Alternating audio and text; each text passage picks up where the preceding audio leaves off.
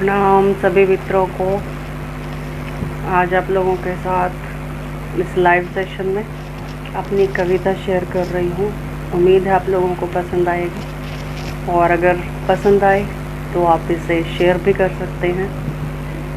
नारी के अस्तित्व के बारे में ये कविता मैंने लिखी है उन महिलाओं के लिए जो महिलाएं थोड़ा सा लीक से हटकर अपने जीवन को जीती हैं और थोड़ी प्रतिभाशाली महिलाएं होती हैं जो किसी ढर्रे पर ना चलकर किसी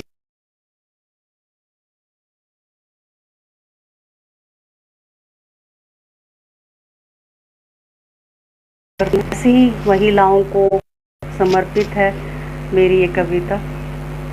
हो सकता है कि इसके लिए कुछ लोग मुझे नारीवादी कवित्री होने का तगमा भी दे सकते हैं कि मैं एक नारीवादी कविता लिख रही हूँ, लेकिन मेरा एक ये डेडिकेशन है कि मैं उन महिलाओं की आवाज़ बन सकूँ जो महिलाएं समाज में अपनी आवाज़ उठा करके अपना संदेश और अपने संघर्ष की जो कहानी है वो किसी को सुना नहीं पाती हैं।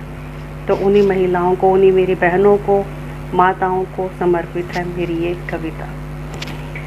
वो छत बनकर रहती है सबकी, वो छत बनकर रहती है सबकी, मगर उसको खुद छत नसीब नहीं होती।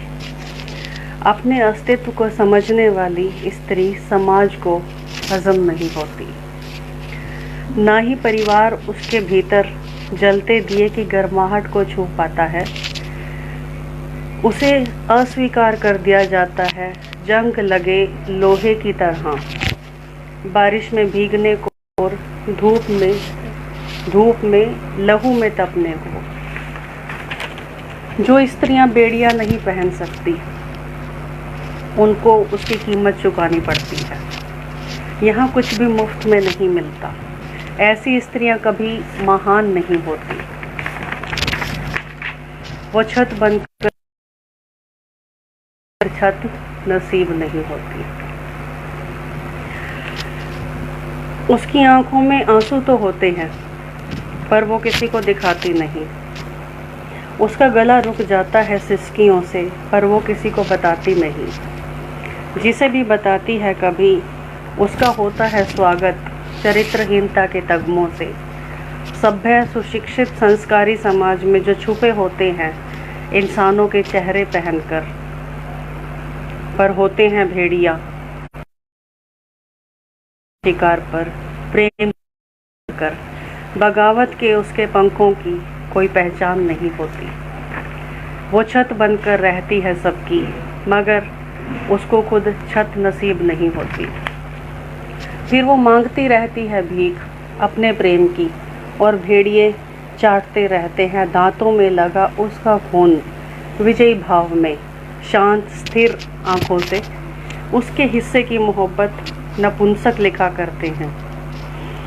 शोषण की ज़मीन पर वासना की शाही से जो नारी को समझते हैं एक सुंदर टिश्यू पेपर जिसकी किस्मत में लिखा जाता है यूज एंड थ्रो। वो संभालती रहती है कचरा सबका, मगर उसकी आवाज़ नहीं होती। वो छत बनकर रहती है सबकी, मगर उसको खुद छत नसीब नहीं होती। परिवार, रिश्ते, नाते, समाज उसको बना लेते हैं पायदान। आते जाते सब पैर पहुँचकर निकल जाते हैं हक से।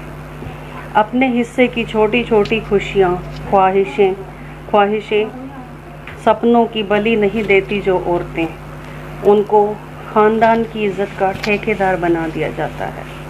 बिना किसी कानून के उसका संविधान देश के संविधान से अलग होता है।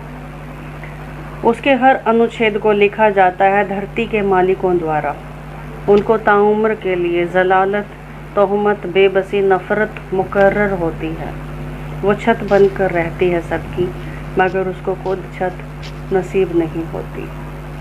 थैंक यू सो मच ये कविता सुनने के लिए। आप सबका बहुत बहुत टाइम दिया और हो सकता है कि कुछ लोगों को ये कविता अच्छी ना लगे। मैं उसके लिए भी उनके अस्वीकार के लिए अस्वीकृति के लिए भी तैयार हूँ। जो भी मेरे भीतर उतरा, जो मैंने जीवन में देखा अपने आसपास होते हुए महिलाओं के साथ,